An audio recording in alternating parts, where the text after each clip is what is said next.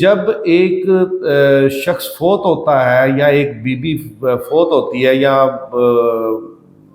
جو مالک ہے وہ فوت ہوتا ہے تو اس کے ایشوز میں سے ڈائریکٹ ڈسینڈنٹ میں صرف اس کی ایک بیٹی ہے، یعنی کہ اس کے جو ڈائریکٹ بلڈ ریلیشن ہے صرف ایک بیٹی ہے، لیکن اس صورت میں آدھا حصہ بیٹی کو جائے گا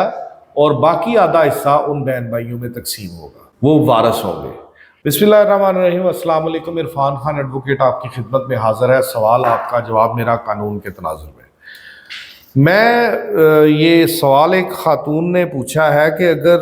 کوئی خاتون فوت ہو جائے اور اس کی صرف ایک ہی بیٹی ہو، کوئی بیٹا نہ ہو، شوہر بھی حیات نہ ہو، والدین بھی حیات نہ ہو، تو اس کی وراثت میں اس کے بہن بھائی حصہ دار ہوں گے یا صرف بیٹی کو وراثت ملے گی؟ اس سوال کا جواب سننے سے پہلے میں اس کو دو حصوں میں تقسیم کروں گا۔ اس سوال کا جواب، پہلا جواب سنی حقائق سے، دوسرا جواب شیعہ حقائق سے۔ سنی حقائق کے مطابق اس سوال کا جواب یہ ہے کہ جب ایک شخص فوت ہوتا ہے یا ایک بیوی فوت ہوتی ہے یا جو مالک ہے وہ فوت ہوتا ہے تو اس کے ایشوز میں سے ڈائریکٹ ڈسینڈنٹ میں صرف اس کی ایک بیٹی ہے، یعنی کہ اس کے جو ڈائریکٹ بلڈ ریلیشن ہے صرف ایک بیٹی ہے، اس کا کوئی بھائی نہیں ہے، اس کا جو ہے وہ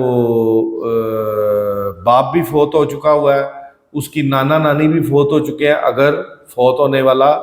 فیمیل ہے،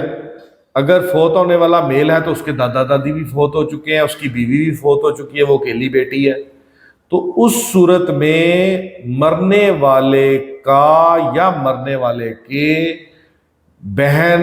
بھائی وارث ہوں گے ساتھ، لیکن اس صورت میں آدھا حصہ بیٹی کو جائے گا اور باقی آدھا حصہ ان بہن بھائیوں میں تقسیم ہوگا، وہ وارث ہوں گے۔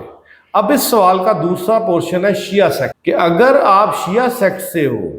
تو پھر اس صورت میں بیٹی تمام جائیداد کی مالک ہے، اس میں